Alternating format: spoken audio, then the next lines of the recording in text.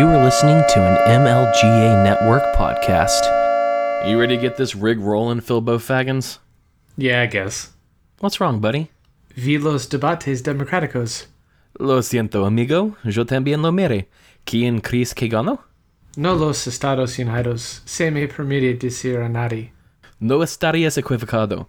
Pero, Tulsi Gabbard tuvo uno o dos momentos realmente buenos cuando soltó sobre Tim Ryan por ser un maltido gallinero. Sí, ajá. Estoy de acuerdo con eso, pero todos siguen siendo desagradables. ¿Sabes quién fue la más asquerosa? Esos tres tontos que se lanzaron al español para señalar la virtud a un grupo de liberales gringos culpables para tratar de complacer a las hispanohablantes. Realmente fue vergonzosa, especialmente para el Beto. Roberto Francisco O'Rourke es un gigante idiota gringo. Tendrías que ser un idiota para empezar a hablar español así, como si fuera a impresionar a alguien. Nunca haríamos eso.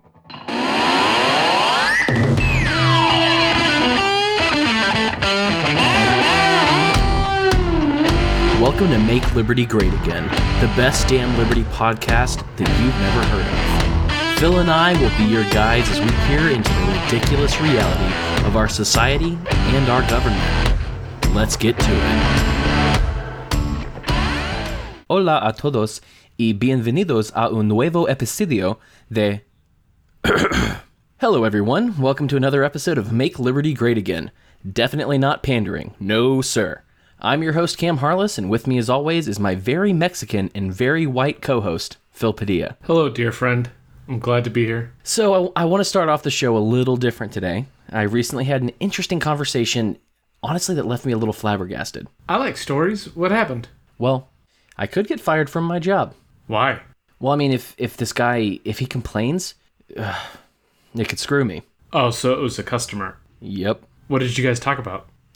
Politics? Well, that was stupid. Yeah, it was. What all did you say? Don't tell me that you guys talked about, like, the abortion bill or something. No, we didn't. It was something pretty important, though. You talked about war, didn't you? I knew I shouldn't have, but he didn't give me much choice. I'm not a praying man, but I'll be praying that you weren't thrown out on your ass. How did he hook you into this conversation? Well, it started with those damn debates. I mean, most of that part of the discussion was mostly unimportant. And I mean, I think he might have a crush on Elizabeth Warren. That's gross. Yeah. When we talked about, really several different candidates, and for the most part, I was restrained. I mean, he even said that he thought Tulsi was more or less the winner of that first debate. I mean, I agreed mostly, and I said, my agreement is based on the fact that she was the most Googled candidate after that. I stated that I liked the back and forth between her and Tim Ryan when she called him out for being ignorant when it came to 9/11 and the war in Afghanistan. Yeah, can you believe that doofus said the Taliban ran planes into the towers? The dude's an idiot. I mean, honestly, that was the only real moment of either of those debates that was worth anything at all. I have to admit, I was a little sad that Trump wasn't live tweeting during the debate. Oh, me too. When the customer was saying good things about that moment, I had this brief thought of like, oh, wow, some common ground with a Democrat. That doesn't happen often. And then I'm guessing he dashed your hopes and dreams for a good conversation? Oh, yeah. The conversation continued, and we got to the portion of the debate where the candidates were asked what the greatest threat to America is. There were a lot of stupid answers to that question. The closest thing to a good answer was Tulsi saying nuclear war. Right. And I said something similar, except the way I put it was that I said the greatest threat to America is American foreign policy. Oof. Yeah. You would have thought that would have done it, that would have been the thing that got me in, that I'm sure I'm in trouble for.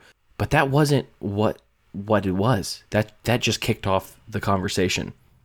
It was actually, after I said that, he said that American foreign policy was only an issue because Trump is in charge of it and that Trump is the real biggest threat to America. Ooh, I bet that got you triggered.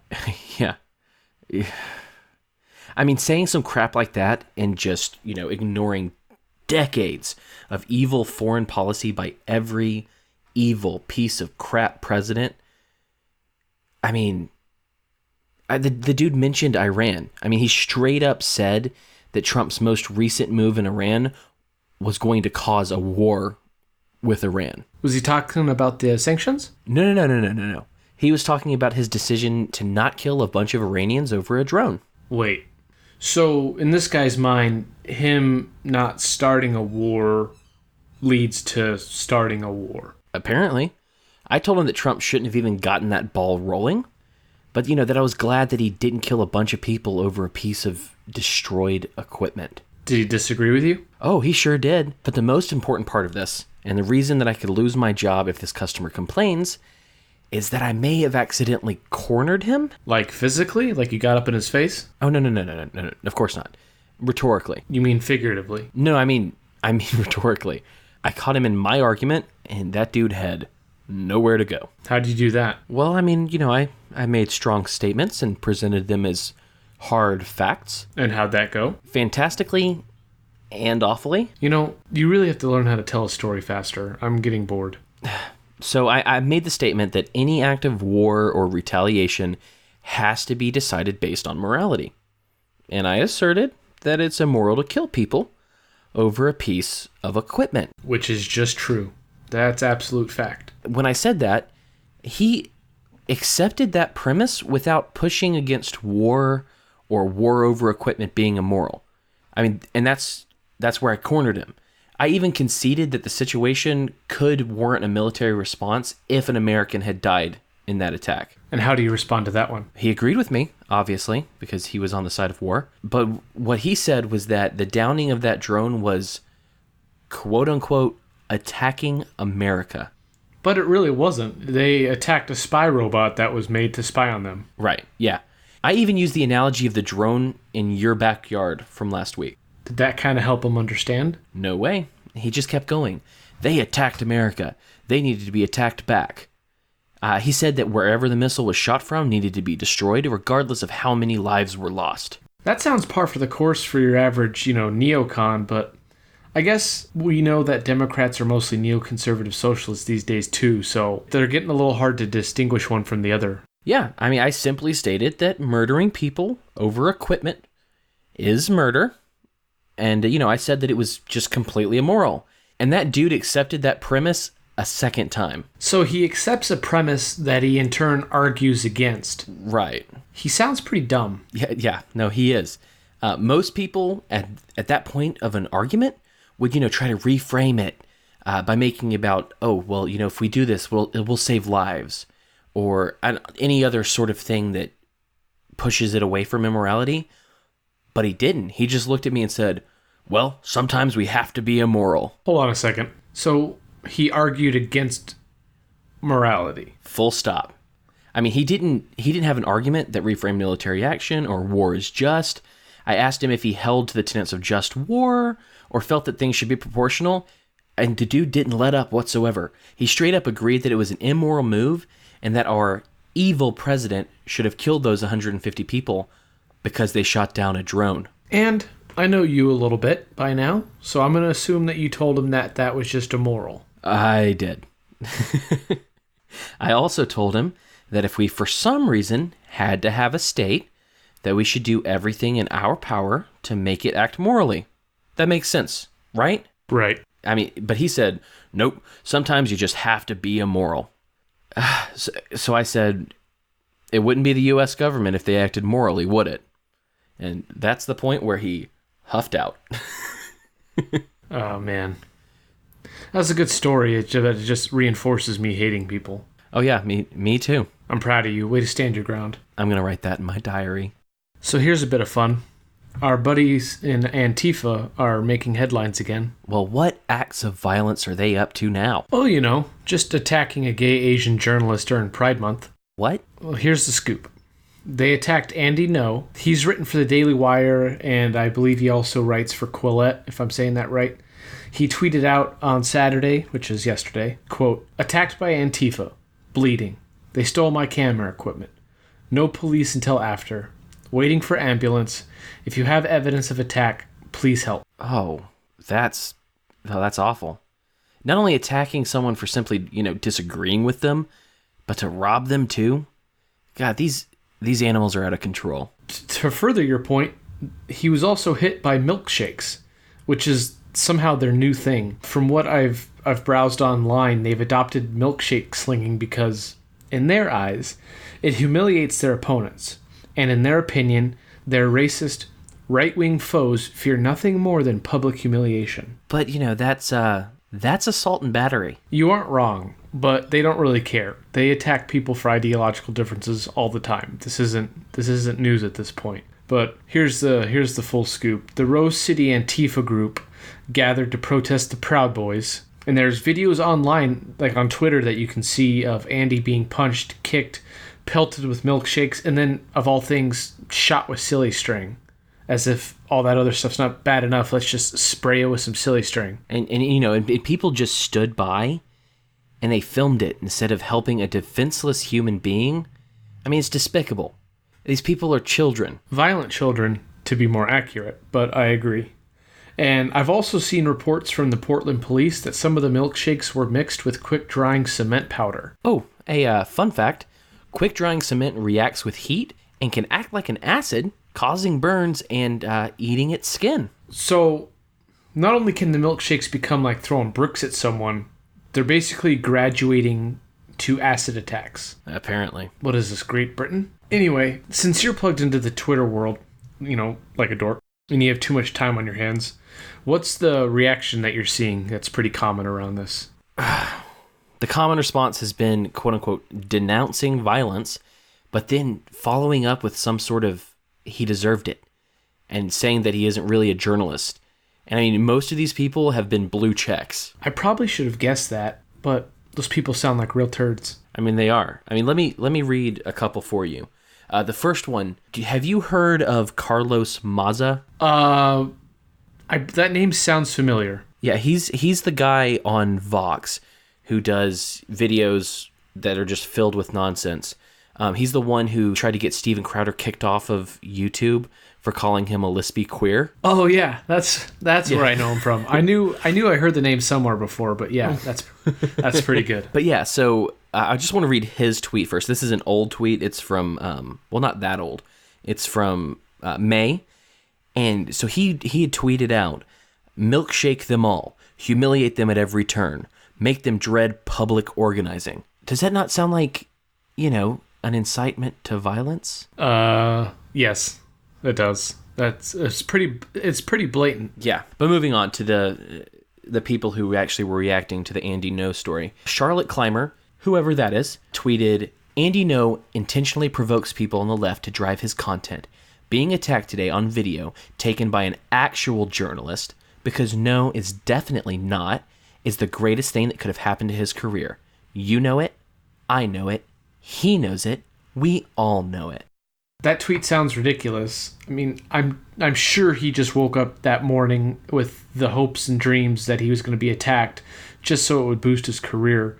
I'm 100% sure that was his goal, but anyway, I saw that he was in the hospital with a possible brain bleed, and I saw the video. He didn't attack anyone at all, so this allegation that he just is going around provoking people, I mean, that just seems ridiculous. Right, and the next tweet I have for you is from a man named Steve Hofstetter.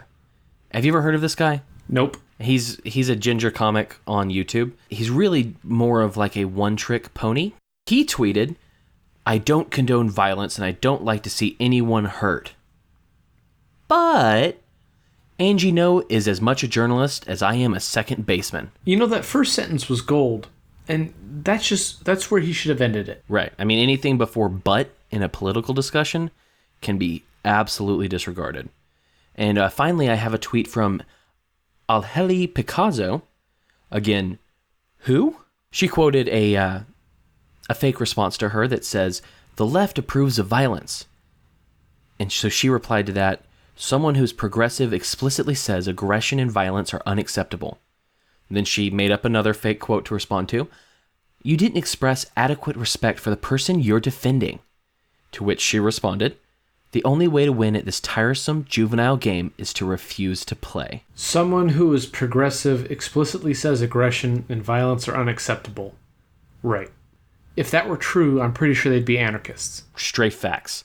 These people are completely unable to just denounce the actions of Antifa. They are so red versus blue that they have to find some way to defend their side and demonize anyone who disagrees with them.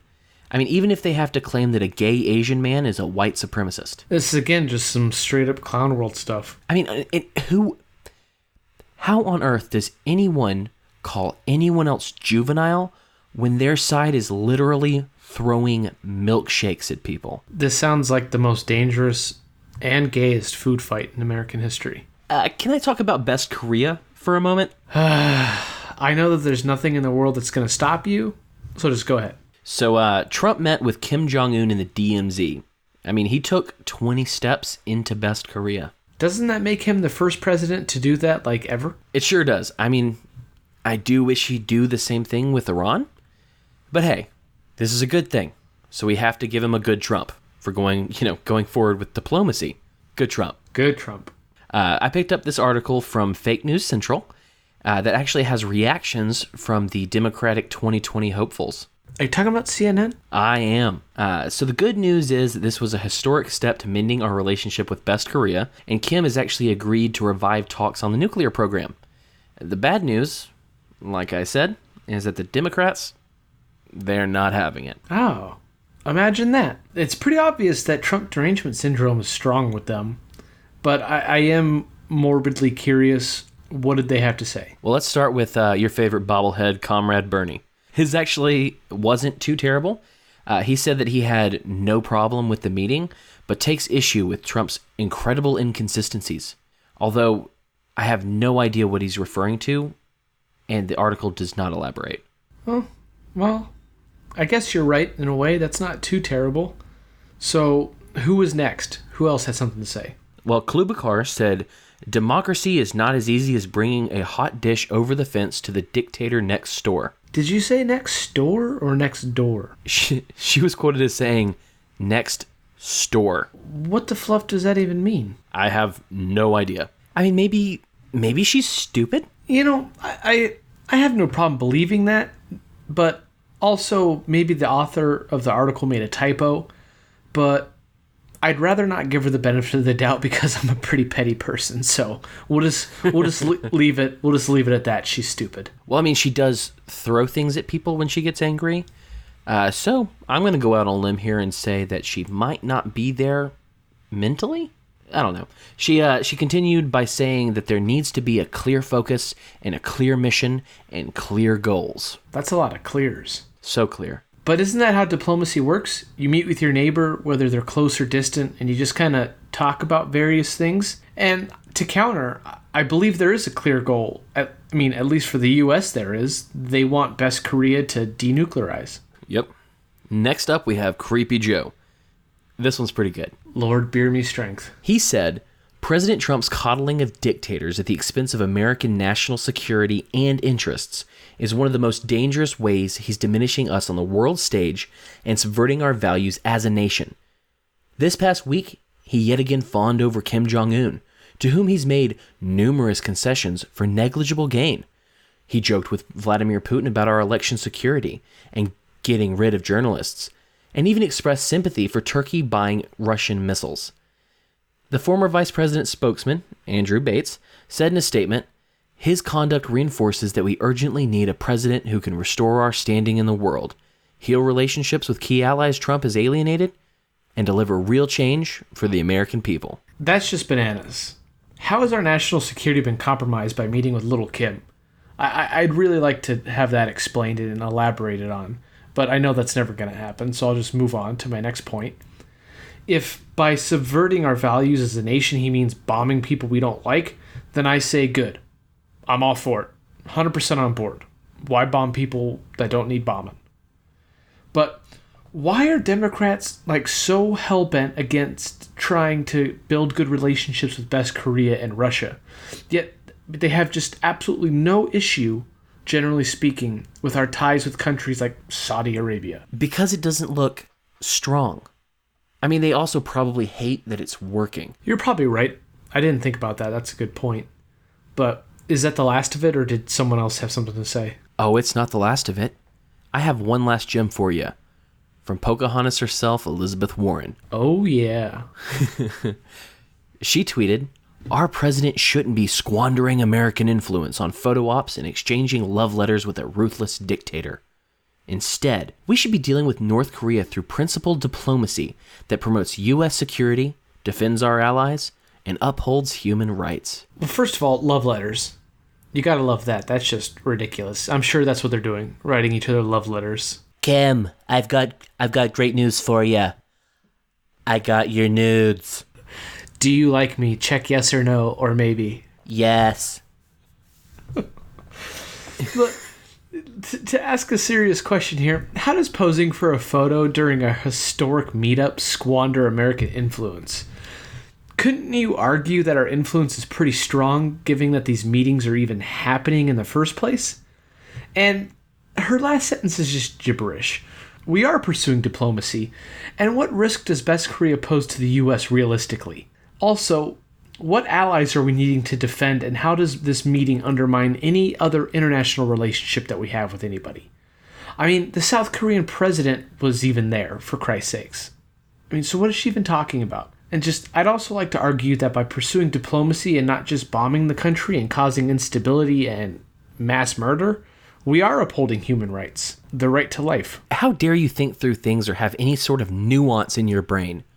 Orange man bad. I'm sorry. You're right. Let me download the latest software update. Beep, boop, beep, boop. Orange man bad. I mean, who cares if we're moving closer to freeing the hostage population of the DPRK? Who cares? Screw them. Well, the Democratic hopefuls sure don't care about that. They're just flexing and want to go back to the good old days when Barack Obama completely ignored the issue. You know, may God have mercy on their souls, because our politicians sure won't if they have their way. Man, those Democratic candidates, God, they live in a dark world. All of them except for Marianne Williamson. That chick looks like she lives in a world created by magic mushrooms. Let me ask you this.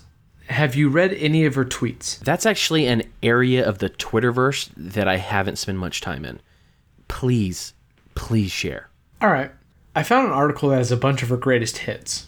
I'm going to read a few, and then we're going to discuss them. Should I be scared or delighted? Probably both. So here we go. There's a couple that stood out when I first perused the list. So we're going to go over those first, and then I'm just going to pick them at random. Okay, sounds good. Number 1. Your body is merely your space station, from whence you beam your love to the universe. Stop it. Don't laugh. This is hard enough. Don't just relate to the station. Relate to the beams. What does that even mean? I don't know. Why is your body a space station? And why is it beaming love? And how do you... What was it? How do you relate to love? And how do you weaponize love so you can beam it to places? Oh, love trumps hate. Yeah, Or Trump loves hate. What's the saying? This is from 2012, so I don't know if that was popular back then. Okay, what's the second one? Give me the second one. Put it in my veins. Okay, here's number 2. And please stop laughing, because this is hard enough to read. Number 2 is, everyone feels on some level like an alien in this world, because we are. We come from another realm of consciousness, and we long for home. Whoa. Why does that just... I can understand if she's trying to say, like, we feel like we don't belong because we're trying to, like, find our purpose or trying to find our way. But literally calling everyone an alien and we're trying to find our home, like, all right, weird flex, but okay. I don't know if it sounds crazier or dumber coming from her. I feel like she ate a couple of edibles trying to relax from, like, a hard day at the office and then just got on Twitter. Like, she was watching some weird documentary on Netflix and then just took it to Twitter. I feel like that's what this tweet is. And she writes books. So you have to wonder if, like, she's one of those people that, like, inhabits her books as she writes them, and she was writing about aliens or some bullcrap like that. God only knows. Are you ready for the next one? Give it to me. Okay. The real you is not a body. Your body is merely a suit of clothes. Physical birth was not your beginning, and physical death is not your end. Dude, I would have picked a much better outfit. Yeah. What does she mean your body is merely a suit of clothes? What does that even mean? You're a soul in a body. Don't you know that, Phil? Well, she doesn't elaborate. She doesn't elaborate on what the real you is. So we're just kind of in limbo here. It's like, okay, you strip down what I'm not. What am I then? Probably a unicorn spirit. Yeah, probably. All right. Throw me some randos. I'm just going to pick a random one. All right. So this is a list of 25. So now I'm just going to randomly jump to 10. Humanity needs a mental shower. We need to wash off all prejudices of the 20th century and stand naked beneath the waters of eternal truths.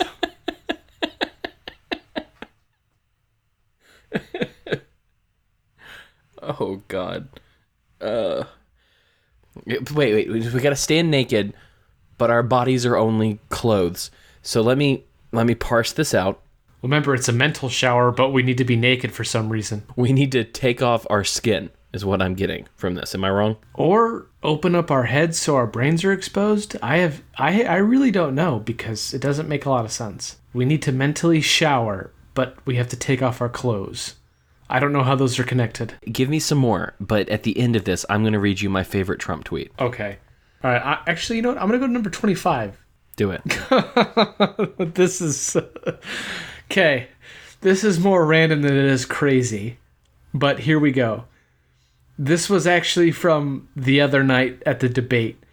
She tweeted, "I need to learn Spanish by tomorrow night at 9."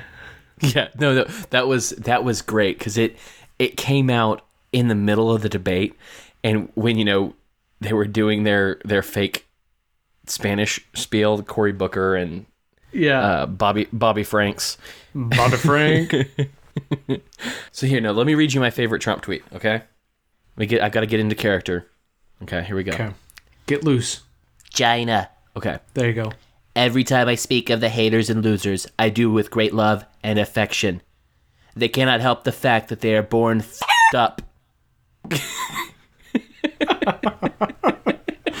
When was that from? It was in 2014, so it was pre-presidential stuff, but it's just fantastic. That's amazing.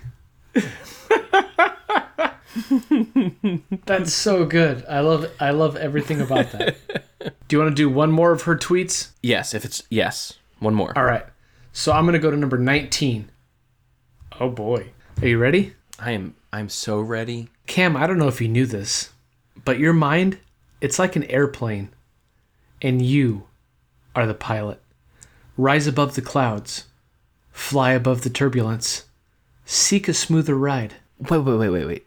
Did she say our mind is like an airplane? Yeah. And you're the pilot. How do you...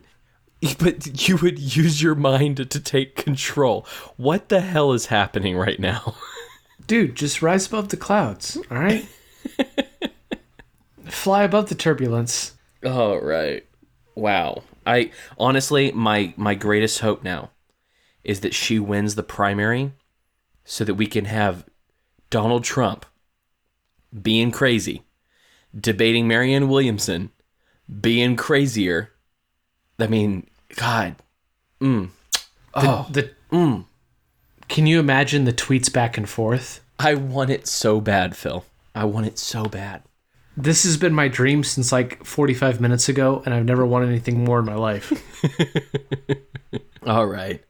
Before we go, I wanted to mention something incredibly important and incredibly sad. We lost a very, very important person in the Liberty community on Thursday. Justin Raimondo, former editorial director and co-founder of antiwar.com, died at 67 after an almost 2-year battle against lung cancer. He was very, very important to the cause of peace. We just talk about peace. That man dedicated his entire life to peace and fighting the war machine, and we owe a lot to him. I mean, we sure do. Since Justin and Eric Garris co-founded antiwar.com in 1995, I mean, they were a leading force against U.S. wars and foreign intervention.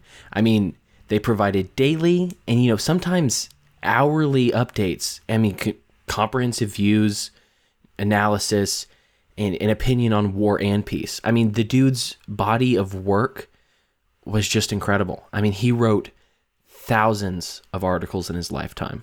Raimondo, if I remember correctly, wrote a biography of Murray Rothbard. That's right. I mean, it was called An Enemy of the State. To be honest, I haven't read it yet because, I never quite find the time to do some of the things I want to do for kids and all. But I'm definitely going to now. That'll be the next up on my Audible list if it has an Audible. And you should think about reading that too. One thing about Raimondo was that he was just absolutely ruthless when it came to warmongers of any stripe, especially neoconservatives. I mean, you did not want to be someone who got caught in his ire. I am grateful for his contribution to our fight against foreign intervention and aggression. As am I. Rest in peace, Mr. Raimondo. Thank you for all you did, and thank you for bringing the anti-war fight to the masses through antiwar.com. We are forever in your debt. All right, folks. Thank you for joining us on this adventure into the madness that is our world. You can follow us on Twitter, Facebook, Instagram, and Patreon by typing in This Is MLGA. If you'd like to send us an email, you can reach us at thisismlga@gmail.com. Hit us up, subscribe, and make sure to rate us on iTunes. It helps us grow and guarantees new episodes. And don't forget to check out the MLGA Network. We're a small and scrappy group of libertarians that share all of the best liberty podcasts on MLGAnetwork.com. Except for the morning drive with David. It's just awful, Phil. It's just so bad. It's so bad. But yeah, make sure to check that out, and we'll have even more original shows coming your way as soon as I can find the time to do that. We're happy to be here, and we're happy you're with us. Stay sane.